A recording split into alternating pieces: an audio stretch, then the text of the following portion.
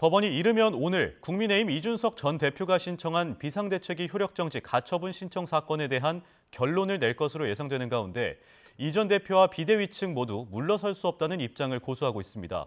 재판부가 누구의 손을 들어주든 한동안 여당 내 혼란과 폭풍은 불가피해 보입니다. 정유진 기자의 보도입니다. 공개석상에서 이준석 전 대표는 재판부가 어떤 판단을 내릴지에 대해 말을 아꼈습니다. 법원이 만약에 이번 가처분 신청 기각하면 향후 어떻게 대응할 생각이신지? 기각이나 인용에 대한 어떤 선제적인 판단에 따른 그런 어떤 고민을 하질 않고 있습니다. 대신 법정에서 재판부를 향해 비대위 전환 과정의 문제점을 조목조목 꼬집었습니다. 정당사에 전례가 없는 일이라는 점을 강조하며 절차와 내용에 하자가 있다고 호소한 만큼 충분히 승산이 있다고 보고 있습니다. 아무래도 사실 이런 일이 전무후무한 일이다 보니까 많은 관심이 이렇게 있는 걸로 알고 있습니다. 자신감을 보이는 건 국민의힘 비대위도 마찬가지입니다. 당내 전문가들이 법률 검토를 마친 데다 설사 부족하다고 지적될 수 있는 부분도 상임 전국위와 전국위원회 의결 과정 등을 통해 해소됐다고 판단하고 있습니다. 만에 하나 가처분이 인용되더라도 미비한 부분은 보완하면 된다는 겁니다. 인용될 경우는 없을 거라고 봅니다만은 인용 이유에 따라서 절차가 미비하다면 그 절차를 다시 갖추면 되는 것이고. 이렇게 양측 모두 승리를 기대하는 상황에서 법원이 누구의 손을 들어주느냐에 따라 어느 한쪽의 정치적 타격은 불가피합니다.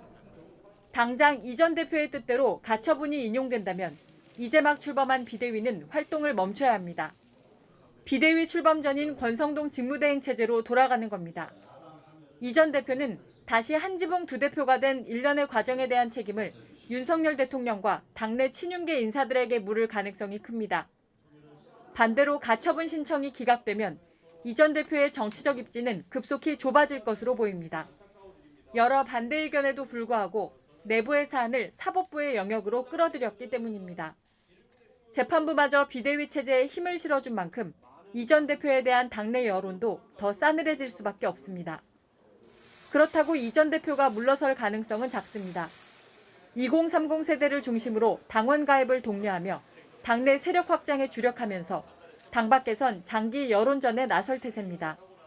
차기 전당대회에서 유승민 전 의원 등 자신과 가까운 사람을 뒤에서 밀어줄 수 있다는 관측도 꾸준히 제기되고 있습니다. 민심이 바라는 대로 당이 흘러가지 않는 것, 이것은 당원 가입으로 해소될 수 있다 생각하기 때문에 그것은 제가 당에 있으면서 지금까지도 그래왔고 앞으로도 계속 꾸준히 추진해 나가도록 하겠습니다.